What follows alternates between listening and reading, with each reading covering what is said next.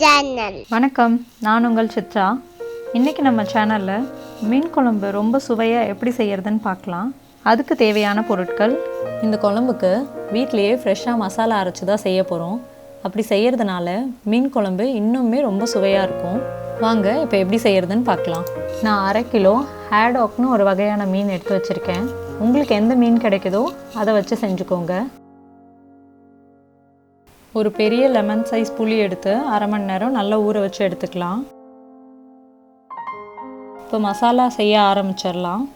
அதுக்கு ஒரு பாத்திரத்தில் 1 டேபிள் ஸ்பூன் நல்லெண்ணெய், எண்ணெய் காஞ்சதும் 2 டேபிள் ஸ்பூன் மல்லி, 1/2 டீஸ்பூன் ஜீரகம், 1 டீஸ்பூன் மிளகு, 1/2 டீஸ்பூன் வெந்தயம், காரத்துக்கு 5 வரமிளகா.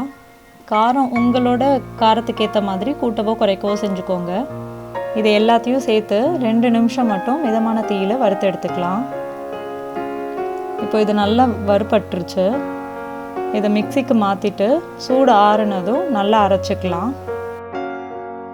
வெங்காயம் தக்காளி வதக்கி அரைக்க போகிறோம். அதுக்கு ஒரு பேனில் 1 டேபிள் ஸ்பூன் நல்லெண்ணெய், 1 பெரிய வெங்காயம், 1 பெரிய தக்காளி இந்த மாதிரி நறுக்கி வச்சுருக்கேன், 1 துண்டு இஞ்சி, 8 பல் பூண்டு. நீங்கள் தேங்காய் அரைச்சி ஊற்றுவீங்கன்னா 2 டேபிள் ஸ்பூன் தேங்காய் இதிலேயே சேர்த்து நல்லா வதக்கி அரைச்சிக்கோங்க. நான் இதில் சேர்க்கலை. இப்போது வெங்காயம் தக்காளி எல்லாம் பொன்னிறமாக நல்லா வதங்கி வந்துடுச்சு. இதை மிக்சிக்கு மாற்றி நல்லா அரைச்சிக்கணும். முன்னாடி வறுத்து அரைச்ச மசாலா இருக்குல்ல, அது கூடவே இதையும் சேர்த்து நல்ல மையாக அரைச்சி எடுத்துக்கலாம். இல்லை, ஃபஸ்ட்டு வறுத்து எடுத்த மசாலாவை ஃபஸ்ட்டு அரைச்சி எடுத்துக்கலாம். அதுக்கப்புறமா வெங்காயம் தக்காளி சேர்த்துக்கோங்க. இல்லைனா சரியாக அரைப்படாது. இன்னும் இப்போ அரைச்சி எடுத்துக்கலாம். குழம்பு செய்கிறதுக்கு நான் 3 டேபிள் ஸ்பூன் நல்லெண்ணெய் எடுத்திருக்கேன். எண்ணெய் காஞ்சதும் 1/4 டீஸ்பூன் வெந்தயம் பொரியட்டும்.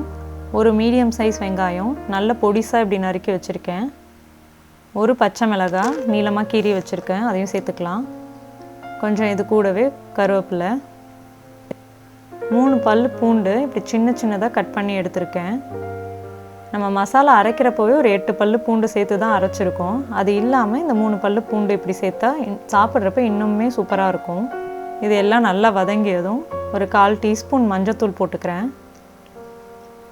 அரைச்சி வச்ச மசாலா இப்போ இது கூட சேர்த்துக்கலாம். மிக்சிலேயே நான் ஒரு 1/2 கிளாஸ் தண்ணி கலந்து சேர்த்துக்கிறேன். குழம்புக்கு தேவையான அளவு உப்பு சேர்த்துக்கோங்க. இப்போ இதை மூடி போட்டு ஒரு 2 நிமிஷம் மட்டும் கொதி வரட்டும். இப்போ 2 நிமிஷத்துக்கு அப்புறம் மசாலா நல்லா கொதிச்சு வருது. இப்போ இந்த ஸ்டேஜில் ஊற வச்ச புளி தண்ணி எடுத்து வடிகட்டி சேர்த்துக்கலாம். இப்போ குழம்புக்கு தேவையான அளவு தண்ணி சேர்த்து உப்பு காரம் எல்லாம் செக் பண்ணிக்கோங்க. இப்போ இதை மூடி போட்டு ஒரு 15 நிமிஷம் நல்லா கொதிச்சு வரட்டும். புளியோட பச்சை வாசனை போகிற வரைக்கும் கொதிக்கணும். 15 நிமிஷத்துக்கு அப்புறம் குழம்பு நல்லா கொதிச்சு வருது. எண்ணெய் நல்லா பிரிஞ்சு வந்திருக்கு. இப்போ இந்த ஸ்டேஜில் நம்ம வாஷ் பண்ணி வச்சுருக்க மீன் சேர்த்துக்கலாம். மீன் சேர்க்குறப்போ ஒன்று ஒன்றா சேர்த்துக்கோங்க. சேர்த்துட்டு ரொம்ப கலரி விடாதீங்க, இல்லைன்னா மீன் உடஞ்சி போயிடும். மீன் சேர்த்ததுக்கப்புறம் ரொம்ப சீக்கிரமாகவே வெந்துடும். அதனால் இதை இப்போ மூடி போட்டு ஒரு 8லேருந்து 10 நிமிஷம் வரைக்கும் வெந்துச்சுன்னா போதும். இப்போ இதை ஓப்பன் பண்ணி பார்த்துடலாம். மீன் ரொம்பவே அருமையாக வெந்து வந்திருக்கு. இதில் கொஞ்சமாக கொத்தமல்லி தழை சேர்த்துக்கிறேன். அவ்வளோதான், நம்ம வீட்டிலையே ஃப்ரெஷ்ஷான மசாலா வச்சு சூப்பரான மீன் குழம்பு ரெடி ஆகிடுச்சு. உங்கள் வீட்லேயும் இதே மாதிரி மீன் குழம்பு செஞ்சு பாருங்கள். செஞ்சு பார்த்துட்டு எப்படி இருந்ததுன்னு எனக்கு கமெண்ட்டில் சொல்லுங்கள். Thank you. Please like, share and subscribe to Navarasa Manam channel. Thank you. நன்றி. வணக்கம்.